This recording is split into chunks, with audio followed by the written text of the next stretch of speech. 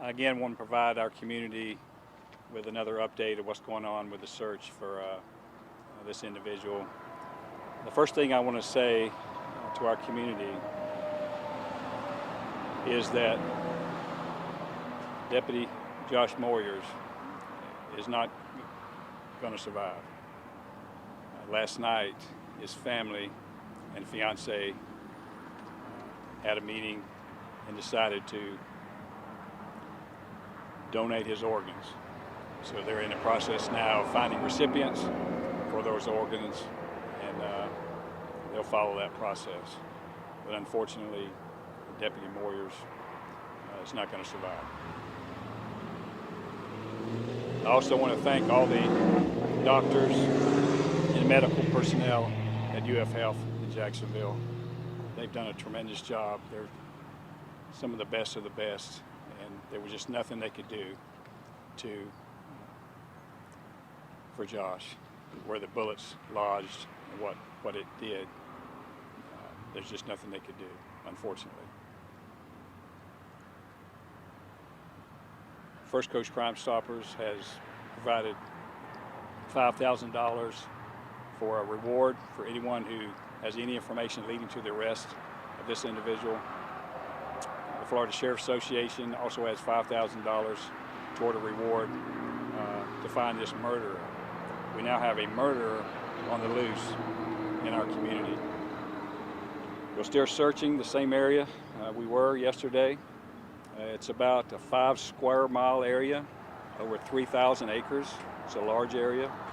We have personnel here from many agencies helping, over 300 that are searching this area. Overnight, we did find a couple of items of interest. We found a flashlight. We also found, we believe we may have found his hat. So we still think he's in this area somewhere.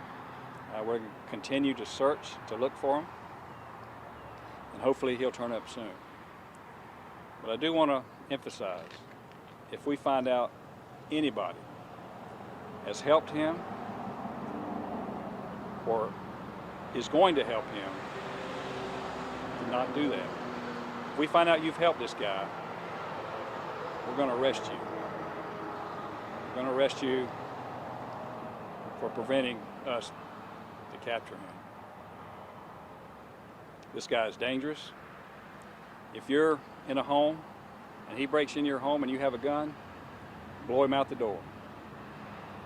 Because he's like a rabid animal.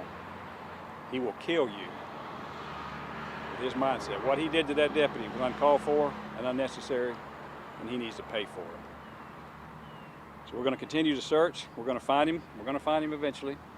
We want anybody who has any information to call us, which leads to his arrest. You could be eligible for a reward. I want to thank all the agencies that are here helping. It's a tremendous undertaking, a lot of personnel needed, and I thank all those agencies for doing that. So does anybody have any questions? Sir, can you talk about the decision to go door-to-door today with the SWAT team? What was kind of the goal, and what were you hoping to accomplish, either protecting the citizens or finding new information? We just wanted to knock on every door, just to make sure the people who live there are safe, see if they've seen anything, just to look around the area to see if we see anything of interest, and just to make sure they're safe. And that search, after door-to-door knocking, that was only in a very particular area because we weren't sure where you all were going to go. So is it a concentrated area of homes that you're searching? The area that we have the perimeter of, there's several homes in that area, and we're going door-to-door there knocking just to make sure those who live there are okay. If they need anything, to let us know. If they see anything that's suspicious, to let us know. Can you talk about the challenges that the area presents? Well, naturally, it's a large area. It's a mixture of homes, hunting camps, large wooded areas. So you can imagine the personnel needed to push through there to look. So that's the issue. But we're doing the best we can, and we're making progress, moving slowly through that area, and hopefully we'll find him soon. When did you know that it was time to kind of take some of these extra measures in this search, and maybe what's next if this search has to continue? Well, you need the personnel to do that. We've had agencies from all over the state step up and call and want to help. So they're responding, and we're utilizing their resources and doing what we can to find this guy. Can you talk about those resources? We saw helicopters, armored vehicles, off-road vehicles. What are your resources? We have everything you can imagine. We have helicopters flying, we have drones flying, we have armored personnel vehicles going in, we have SUVs, ATVs, anything you can imagine we're utilizing to help find this guy.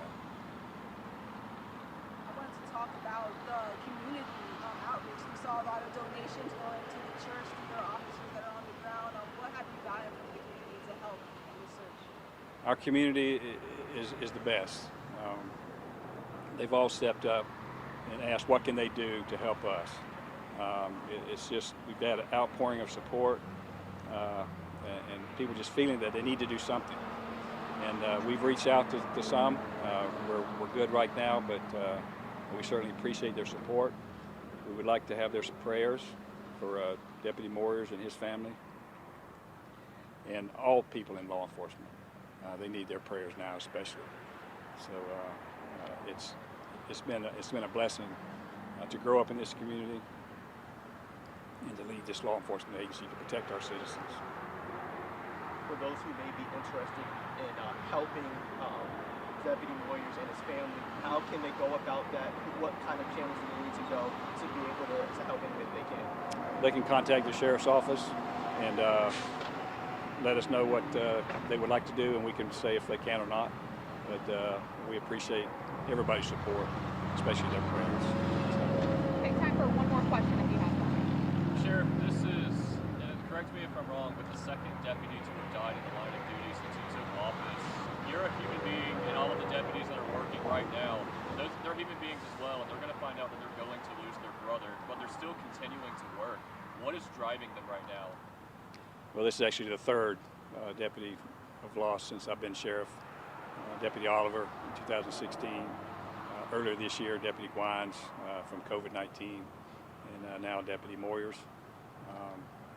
It's not something that any law enforcement agency wants to go through, but we all accept that's part of the job we do.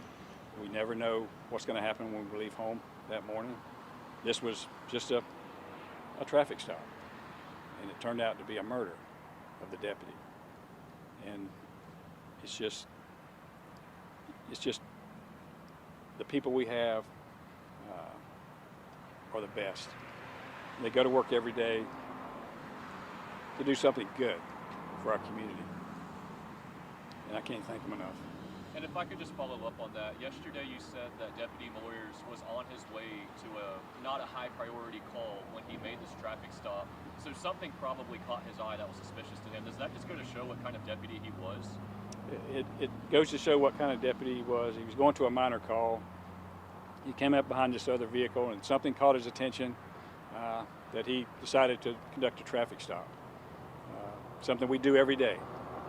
And when you're just having a conversation with someone, and they came out with a gun and just murdered him, it's just senseless. And this guy's going to pay for it. So, thank you. Thank you, sir. Thank you.